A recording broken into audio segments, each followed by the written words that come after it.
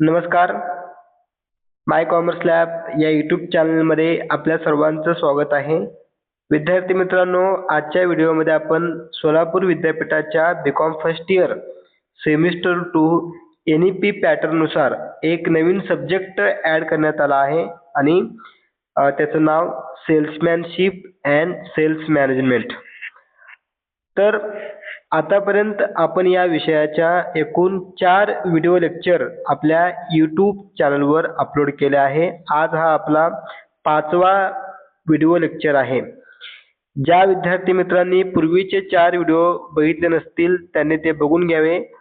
आज आपण या 5व्या व्हिडिओ लेक्चरमध्ये विक्री नंतरच्या सेवा आणि ग्राहक समाधान after sales service and customer satisfaction या घटकावर आपण चर्चा करणार आहे. विद्यार्थी मित्रांनो, आपण जर या माय कॉमर्स लॅब यूट्यूब चॅनलवर नवीन असाल आणि अजूनही जर तुम्ही सबस्क्राईब केलं नसाल तर आपल्या चॅनलला सबस्क्राईब करा व त्याचबरोबर बेल आयकॉनला क्लिक करा, जेणेकरून येणाऱ्या व्हिडिओचे लेक्चर आपल्याला वेळेवर पाहायला मिळतील. ठीक आहे. चला तर मग जास्त उशीर न करता आपण आजच्या या व्हिडिओ लेक्चरला सुरुवात करूया. बघा विद्यार्थी मित्रांनो, विक्री नंतरची सेवा आणि ग्राहक समाधान हे अतिशय महत्त्वाचं आहे. कारण आपण जर समजा वस्तू विकली आणि वस्तू विकल्यानंतर जर ग्राहकाला कोणत्या प्रकारची सेवा आपल्याला जर देता येत नसेल तर अशा वेळी पुढील वेळी तो ग्राहक आपल्याकडे येणार नाही. त्यासाठी ग्राहक आपल्या व्यवसायाशी समाधान असणं खूप गरजेचं आहे. आपल्या उत्पादनाशी किंवा आपण जे सेवा देणार आहे त्यासाठी तो समाधानी असणं आवश्यक आहे. त्यानंतर वस्तू विकल्यानंतर आपल्याला कोणकोणत्या प्रकारची सेवा देता येतात आणि ग्राहक समाधानी कसा ठेवता येतो ते आपण यामध्ये बघणार आहे. बघा, थोडक्यात विक्री नंतरच्या सेवा म्हणजे काय आपण बघूयात. विक्रीची प्रक्रिया पूर्ण झाल्यानंतर ग्राहकाला दिल्या जाणाऱ्या विविध सुविधा, मदत आणि सेवा यांना विक्री नंतरच्या सेवा असे म्हणतात. उदाहरणार्थ लक्षात घ्या, समजा आपण टीव्ही विकली, बरोबर आहे. आपण समजा एखाद्या ग्राहकाला टीव्ही विकलेला आहे. आता टीव्ही दिल्यानंतर त्या ग्राहकाच्या घरामध्ये जाऊन टीव्ही बसवणे, बरोबर आहे. समजा पुन्हा काही कालावधीनंतर डिस्प्ले खराब झाला किंवा टीव्हीमध्ये काहीतरी खराबी असेल तर अशा वेळी वारंवार त्या घरी जाऊन ती टीव्ही दुरुस्त करणे, त्यांना योग्य ते किट बसवून देणे किंवा इतर ज्या काही सेवा आहेत ते सेवा देखील देणं महत्त्वाचं आहे.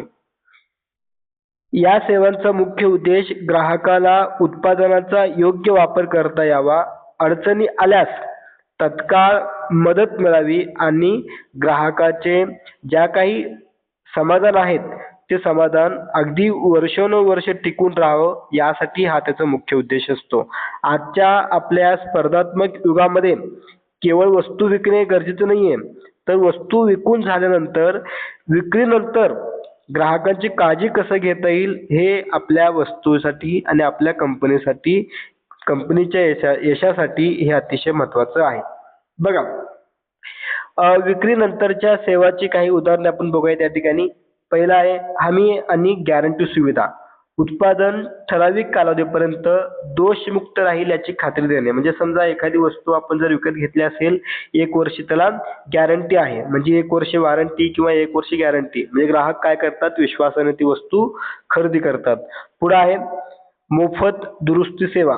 म्हणजे समजा त्या वस्तूला जर भविष्यामध्ये काही झालं तर तुम्हाला मोफत ती वस्तू दुरुस्त करून दिला जाईल. अशा पद्धतीनं ही एक उदाहरण आपल्या या ठिकाणी सांगता येईल. त्यानंतर उत्पादनाची स्थापना सेवा. घरपोच येऊन उत्पादन बसवून देणे. बघा, टीव्ही असेल किंवा मोठमोठे जे काही यंत्रसामग्री आहेत त्यासारख्या वस्तू आपल्याला घरात आणून बसवून दिल्या जातात, बरोबर आहे. किंवा पलंग असतील, मोठमोठ्या प्रकारचे कपाट असतील तर ते आपल्याला घरपोच आपल्याला उत्पादन सेवा बसवून देतात. वापर प्रशिक्षण. बघा, हे देखील महत्त्वाचं आहे. ग्राहकाला उत्पादन योग्य प्रकारे वापरण्याचे शिक्षण देणे. त्यानंतर पुढं तक्रार निवारण सेवा. ग्राहकांच्या तक्रारी तात्काळ स्वीकारून त्यांचे निराकरण करणे. म्हणजे ग्राहकांच्या ज्या काही तक्रारी आहेत त्या तक्रारीचं समाधान करणं हे देखील यामध्ये येते. पुढे बघा, तांत्रिक सहाय्य, फोन, ईमेल किंवा प्रत्यक्ष भेटीच्या माध्यमातून तांत्रिक मदत करणे हा देखील विक्रीनंतरची सेवामध्ये येतं. पुढे आहे देखभाल सेवा, म्हणजेच काय, नियमित जाऊन त्या ठिकाणी ती वस्तू तपासणे, यंत्रसामग्री तपासणे किंवा अशा मोठ्या काही यंत्रसामग्री वगैरे असतील तर त्या ठिकाणी तपासणी करणं हे देखील महत्त्वाचं आहे. पुढे आहे सुटे भाग उपलब्ध करून देणे, उत्पादनासाठी आवश्यक स्पेअर पार्ट्स सहज उपलब्ध करून देणे, ह्या सगळ्या गोष्टी या विक्रीनंतरच्या सेवांमध्ये येतात. यासारखे आणि खूप सारे उदाहरण आहेत. आपण त्यापैकी काही महत्त्वाच्या ज्या काही सुविधा आहेत त्याचे उदाहरण आपण या ठिकाणी दिलेले आहेत. पुढे बघा, विक्रीनंतरच्या सेवाचे महत्त्व. सगळ्यात महत्त्वाचं पहिलं महत्त्व आहे ग्राहकांचा विश्वास वाढतो. बघा साहजिकच आहे, जर विक्रीनंतर आपल्याला जर त्या दुकानदाराकडून किंवा त्या विक्री करणाऱ्या व्यक्तीकडून जर सेवा उपलब्ध होत असतील तर त्यामुळे ग्राहकांच्या विश्वासामध्ये ऑटोमॅटिकपणे काय होतो, वाढ होत असतो. त्यानंतर ग्राहक निष्ठा निर्माण होते. पुढचं आहे महत्त्वाचं, पुनर्खरेदी शक्यता वाढते, ब्रँडची चांगली प्रतिमा तयार होते, स्पर्धेत टिकून राहण्यासाठी मदत होते, तोंडी प्रसिद्धीमुळे नवीन ग्राहक मिळतात आणि ग्राहकांशी दीर्घकालीन अशा प्रकारचे संबंध या ठिकाणी प्रस्थापित होत असतात. तर ही काय महत्व आपल्याला या ठिकाणी सांगता येतील. पुढे बघा, आता ग्राहक समाधान. ग्राहक समाधानी कसं ठेवायचं हे एक महत्वाचं आजचं एक प्रश्न आपल्या या उत्पादनावर किंवा व्यवसाय करणाऱ्या व्यक्तीवर असतो. आपले जे काही ग्राहक आहेत त्या ग्राहकांचं समाधान कसं करता येईल किंवा त्या ग्राहकांना समाधानी कसं ठेवायचं, आपल्या ज्या काही वस्तू आहेत त्या वस्तू ग्राहकांच्या अपेक्षेप्रमाणे तयार करणं, ग्राहकांच्या गरजेप्रमाणे तयार करणं हे यामध्ये येतं. म्हणजे आपला जो ग्राहक आहे तो ग्राहक त्या वस्तूबद्दल समाधानी असणं हे अत्यंत महत्त्वाचं आहे. बघा यामध्ये ग्राहकाने उत्पादन किंवा सेवा वापरल्यानंतर त्याच्या अपेक्षा पूर्ण झाल्या किंवा अपेक्षेपेक्षा जास्त समाधान मिळाले तर ग्राहक या ठिकाणी समाधान होतं. थोडक्यात काय, त्यांची जी गरज आहे ती गरज पूर्ण व्हायला पाहिजे, त्यांच्या काही अपेक्षा आहेत त्या अपेक्षा त्या ठिकाणी पूर्ण होणं अपेक्षित आहे. जर उत्पादनाची गुणवत्ता, किंमत आणि सेवा या बाबी ग्राहकाच्या अपेक्षेनुसार असतील तर ग्राहक समाधानी राहतो. परंतु अपेक्षा जर पूर्ण नाही झाली किंवा त्यांची गरज जर पूर्ण नाही झाली तर या ठिकाणी ग्राहक काय करतो, निराश होतो आणि ग्राहक या ठिकाणी असमाधानी राहतो. त्यामुळे आपल्या वस्तूमुळे ग्राहक समाधानी कसं राहील, त्यांच्या गरजा कसं पूर्ण होतील याकडे अधिक लक्ष दिले जाते. बघा यामध्ये ग्राहक समाधानावर परिणाम करणारे घटक कोणकोणते घटक आहेत. सगळ्यात पहिल्यांदा महत्वाचं आहे उत्पादनाची गुणवत्ता, त्या वस्तूची क्वालिटी काय असणार आहे. बघा सगळ्यात महत्वाचं आहे वस्तूची क्वालिटी. ठीक आहे. पुढचं घटक आहे योग्य आणि परवडणारी किंमत.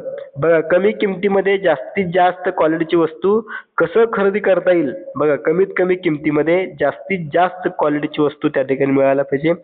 त्यानंतर वेळेवर सेवा, वेळेवर सेवा उपलब्ध व्हायला पाहिजे तर ग्राहक या ठिकाणी समाधानी असणार आहेत.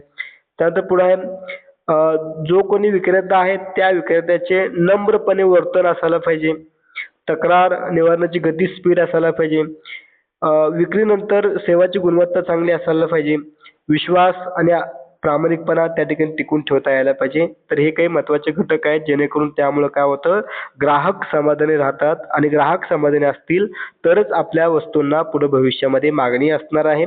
मागणी जास्त याचा अर्थ उत्पन्न जास्त, उत्पन्न जास्त याचा अर्थ कंपनीला नफा जास्त होणार आहे आणि नफा जास्त याचा अर्थ अल्टिमेटली आपल्या कंपनीचं गुडविल जे आहे समाजामध्ये जास्त टिकून राहणार आहे.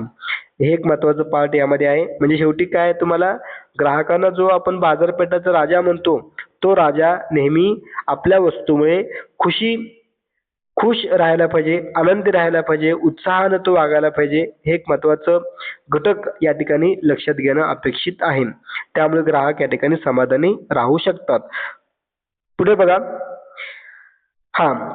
विक्रीनंतरच्या सेवांचा थेट परिणाम हा ग्राहकांच्या समाधानावर होतो. जर तुम्ही वस्तू विक्री केल्यानंतर ग्राहकांना घरपोच सेवा, वस्तू बसवून देणे, गॅरंटी किंवा वॉरंटी यासारख्या सुविधा उपलब्ध देत असाल तर काय होतं, त्यांच्या समाधानावर अधिक भर होतो. ग्राहक समाधानी असतात, आनंदी असतात आणि त्यामुळे चार लोकांना ते ग्राहक आणखी आपले ग्राहक वाढवून देतात. हे देखील महत्त्वाचं पार्ट यामध्ये आहे.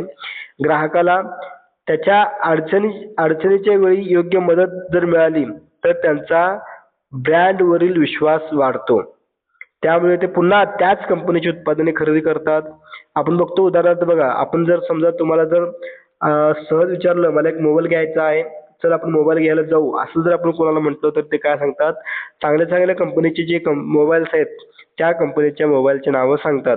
किंवा टीव्ही घ्यायचा समजा, किंवा समजा बाईक घ्यायचं आहे, तर आपण काय करतो, ज्या कंपन्या चांगल्या सुविधा देतात किंवा ज्या कंपन्यांचं क्वालिटी चांगलं आहे त्या वस्तूंची नावं आपण त्यांना सांगतो. तर हे एक महत्त्वाचं आहे. विक्रीनंतरच्या सेवा या आधुनिक विपणन अवस्थेचा एक अत्यंत महत्त्वाचा असा भाग अलीकडे आपल्याला बघायला मिळतो. केवळ विक्री करणे हे अंतिम उद्देश नसून ग्राहकांचे समाधान आणि त्यांचा विश्वास जपणे हे अतिशय महत्त्वाचं त्या ठिकाणी आपल्याला म्हणता येईल.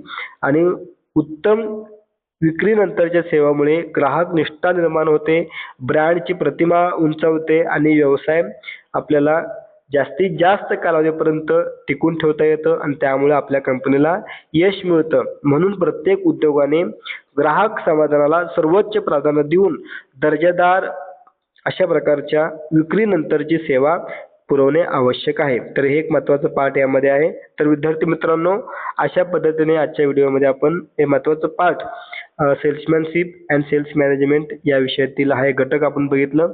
व्हिडिओ आवडल्यास आपल्या व्हिडिओला लाईक करा आणि अजून जर तुम्ही आपल्या या यूट्यूब चॅनलला सबस्क्राईब जर केलं नसाल तर आपल्या चॅनलला सबस्क्राईब करा व त्याचबरोबर आपलं जे एक टेलिग्राम चॅनल आहे माय कॉमर्स लॅब, त्या ठिकाणी तुम्हाला सर्व महत्त्वाचे अपडेट नोट्स हे तुम्हाला या ठिकाणी पाहायला मिळतील.